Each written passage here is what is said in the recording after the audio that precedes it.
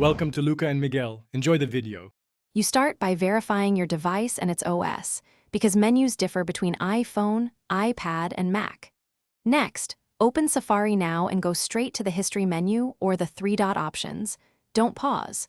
Make sure you've backed up bookmarks or exported passwords if you rely on them. Clearing history removes visited pages, but not saved passwords unless you choose to. Once ready, tap Clear History, or choose the Clear menu item to begin the removal sequence. Now you perform the core actions. Choose the time range when clearing history, last hour, today, or all time, because that controls scope.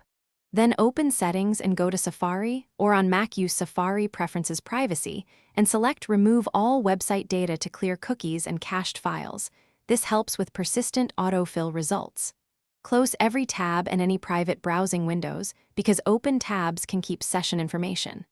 Once done, restart Safari to finalize cache purging and session resets. Finish by verifying. Open Safari history and inspect website data to confirm entries are gone, then run a search to ensure suggestions cleared. If items reappear, it's often iCloud sync. Sign out of iCloud temporarily, then clear history and website data again to remove synced entries across devices. Make sure your device is updated and restart it to fix lingering cache or sync issues. If problems persist, disable Safari and iCloud, wait a minute, then re-enable to force a clean sync. Thanks for watching and please subscribe. It's the best investment you'll ever make.